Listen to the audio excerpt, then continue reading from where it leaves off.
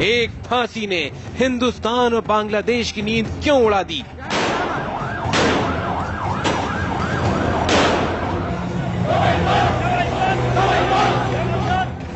बयालीस साल बाद फिर क्यों सुलगने लगा बांग्लादेश?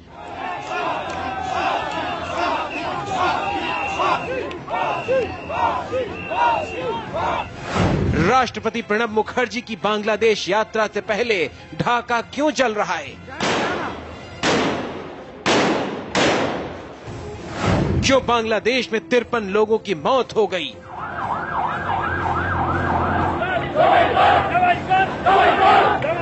क्या 2013 में फिर से होगा 1971?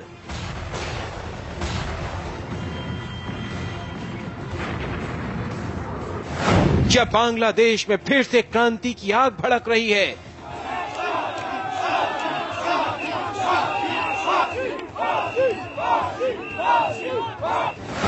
क्या फिर से पाकिस्तान का जिन्न बांग्लादेश को बर्बाद करेगा?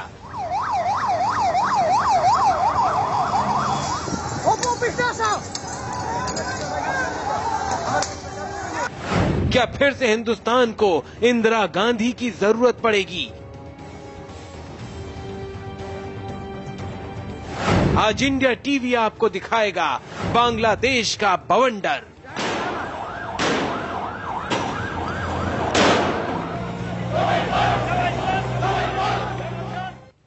पिछले 3 दिनों से बांग्लादेश में हो रही हलचल ने भारत को चौकन्ना कर दिया है। 42 साल पहले पाकिस्तान और भारत के बीच 1971 का युद्ध हुआ था और वजह थी बांग्लादेश में हो रहे अत्याचार। एक बार फिर से बांग्लादेश में विरोध और विद्रोह के सुर फूट रहे हैं। इस बार मुद्दा है 1971 का युद्ध।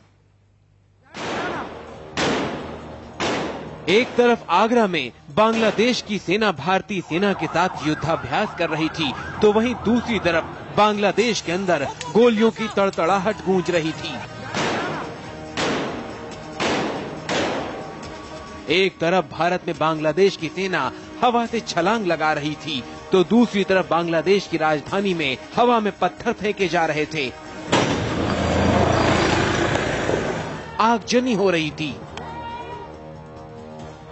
अपने पड़ोस की ऐसी हालत देखकर हिंदुस्तान हैरान है। भारत बांग्लादेश को मजबूत करना चाहता है, तो वहीं 42 साल बाद बांग्लादेश को फिर से अंदर से कमजोर करने की साजिश चल रही है।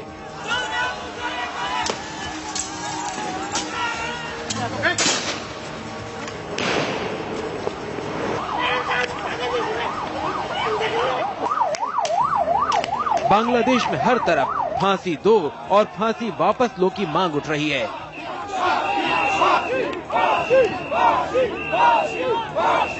ढाका में रैपिड एक्शन बटालियन मार्च कर रही है।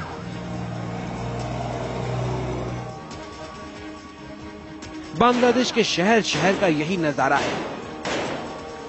सिर्फ 3 दिन के अंदर बांग्लादेश में 53 लोग एक फांसी के फैसले पर मारे जा चुके हैं और सैकड़ों घायल हुए हैं।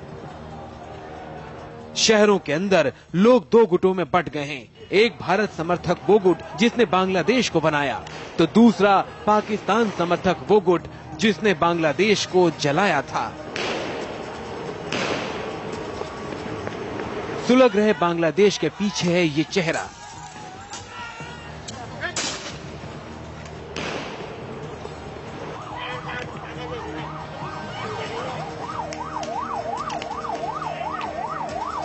तिहत्तर साल के दिलावर हुसैन को बांग्लादेश की युद्ध अपराध ट्रिब्यूनल ने 1971 के युद्ध के दौरान युद्ध अपराध के 8 मामलों में दोषी पाने के बाद 28 फरवरी को फांसी की सजा सुनाई है। वही 1971 का युद्ध जिसमें इंदिरा गांधी को सेना भेजकर बांग्लादेश को आजाद कराना पड़ा था।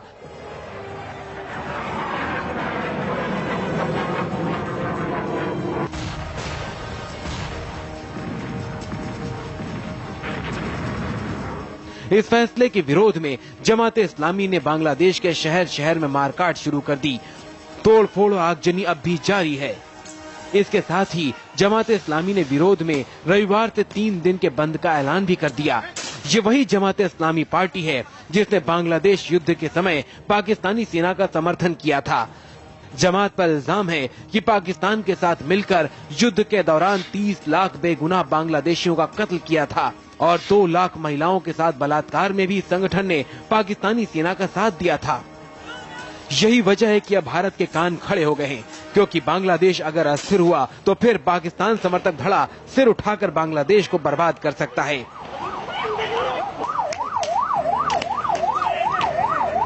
बांग्लादेश सरकार देश में हो रही खून खराबे के पीछे पाकिस्तान समर्थित शक्तियों को जिम्मेदार बता रही है। बांग्लादेश में पाकिस्तान उपद्रवियों को बढ़ावा दे रहा है। 1971 की गलती से शर्मिंदा होने के बाद पाकिस्तान ने अपने रास्ते बदल लिए हैं। वहाँ हिंदुस्तान और बांग्लादेश जैसा प्रजातंत्र तो है नहीं, वहाँ तो गोला बारूद के दम पर सत्ता चलाई जा रही है। जमात और उसके सहयोगी देश में अराजकता फैलाना चाहते हैं, लेकिन हम प्रजातंत्र को बर्बाद नहीं होने देंगे। 1971 में भी शुरुआत ऐसी ही हिंसाओं से हुई थी, जो धीरे धीरे पूरे बांग्लादेश में फैल गई थी, जिसके बाद हालात बद से बदतर हुए थे। तो स्ट्रीट फोर्स कैडर बेस बहुत ही स्ट्रांग कैडर बेस है। आपने इसीलिए हमें लगता है कि जब वो लोग हिंसा करते हैं, लेकिन आमतौर पे बांग्लादेश का पॉपुलेशन जमात को सपोर्ट नहीं करती है, इसीलिए वो हिंसा ज्यादा भड़काते हैं। जमात का वो रहा है कि उद्देश्य रहा है कि वो लोग हिंसा भड़का के एक टेरर क्रिएट करे।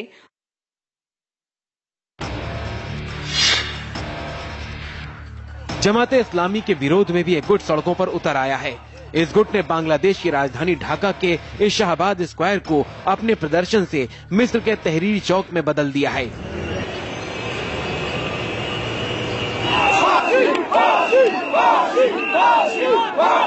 प्रदर्शन कर रहे इस गुट ने शाहबाद चौराहे का नाम प्रोजन्म छतोर यानी नई पीढ़ी का चौराहा कर दिया है।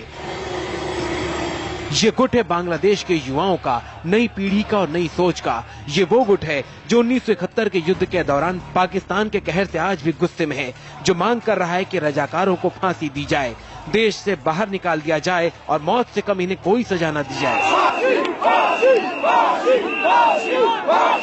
लोगों का प्रेशर की वजह से हम देखते हैं ये वर्डिक्ट निकल के आया है, तो एक बहुत ही पॉजिटिव दिशा में जा रहा है।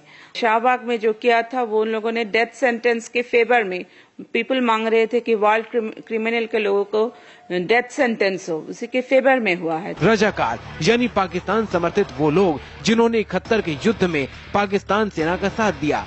बांग्लादेश का एक बड़ा वर्ग जमात इस्लामी से जुड़े लोगों को रजाकार मानता है। इसी सोच ने बांग्लादेश को 2 हिस्सों में बांट दिया है। हिंसा भड़का है, 40 लोगों की मौत हुई है, लेकिन जब गणतंत्र जब स्थापन होता है, तो जब बदलाव होता है, तो इस तरह का माहौल क्रिएट होता है। ये अनफॉर्चुनेट है, लेकिन फिर भी एक बहुत ही पॉजिटिव, एक नया युग का सूचना होने वाला है बांग्लादेश। दूसरी तरफ इस उपद्रव ने राजनीतिक रंग भी ले लिया है। जमात इस्लामी की सहयोगी बांग्लादेश की सबसे बड़ी विपक्षी पार्टी यानी बांग्लादेश नेशनलिस्ट पार्टी के मुखिया बेगम खालिदा जिया ने इसे सत्तारूढ़ शेख हसीना की पार्टी आवामी लीग का राजनीतिक खेल बताया है।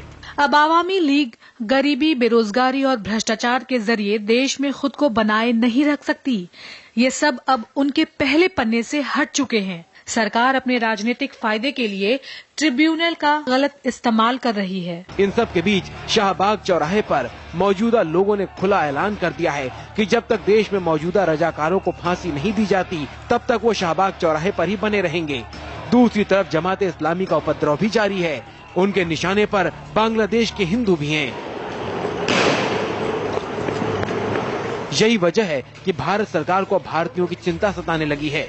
3 मार्च को राष्ट्रपति प्रणब मुखर्जी को भी बांग्लादेश का दौरा करना है। ऐसे में भारत सरकार बांग्लादेश के हालात पर करीब से नजर बनाए हुए है। इस माहौल में भारत के राष्ट्रपति का बांग्लादेश दौरा करना वहां के हालात पर कई तरह के असर डाल सकता है। जहां भारत समर्थक बांग्लादेशी प्रधानमंत्री शेख हसीना के लिए ये अच्छी समर्थन है, तो वहीं दूसरी तरफ पाकिस्तान समर्थक धड़े के लिए ये विरोध करने का एक और मौका हो सकता है और वो आग भड़का भी सकते हैं।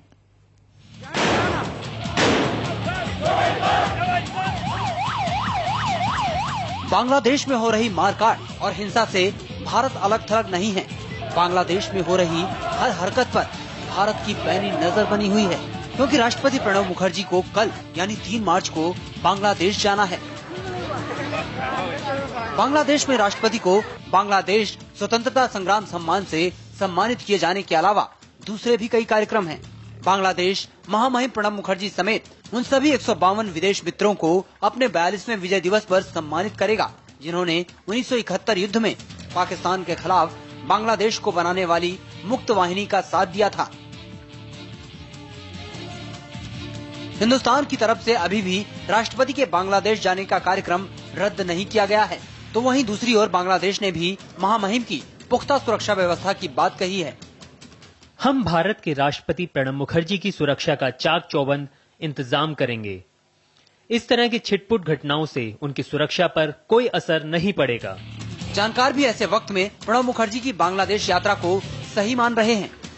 ऐसे तो देखिए, ये जो हालत हुआ है ये बांग्लादेश का अंदरूनी मामला है, लेकिन अगर हम 1971 की बात करें, भारत का बांग्लादेश का स्वाधीनता युद्ध में भारत का एक बहुत महत्वपूर्ण योगदान रहा था, तभी हम लोग गए थे। और अगर प्रेसिडेंट नहीं जाते तो वो बहुत ही गलत मैसेज जाता जामात को, और जामात और भी ज्यादा स्ट्रांग होता। लेकिन प्रेसिडेंट के जाना ये बहुत ही पॉजिटिव सिग्नल दे रहा है।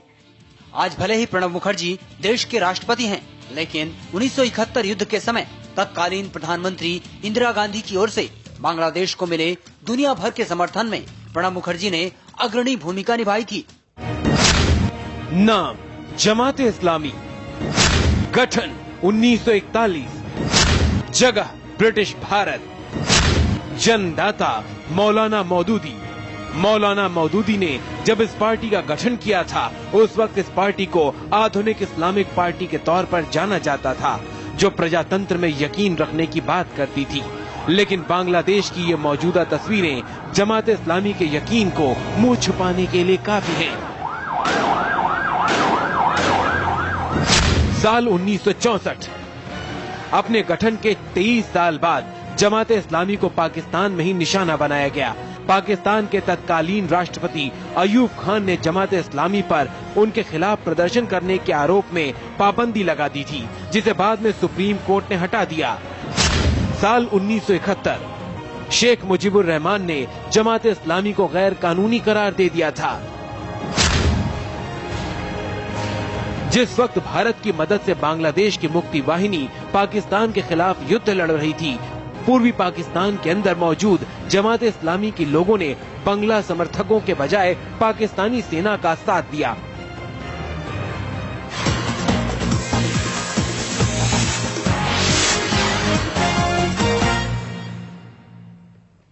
ब्रेक से पहले आपने जमात इस्लामी की कुछ हकीकत के बारे में जाना। अब हम आपको बताते हैं कि आखिर बांग्लादेश के युद्ध अपराध ट्रिब्यूनल ने इसी समय जमात इस्लामी के दिलावर हुसैन को फांसी की सजा क्यों सुनाई। साल 2001, ये साल जमात इस्लामी के लिए खास वक्त लेकर आया।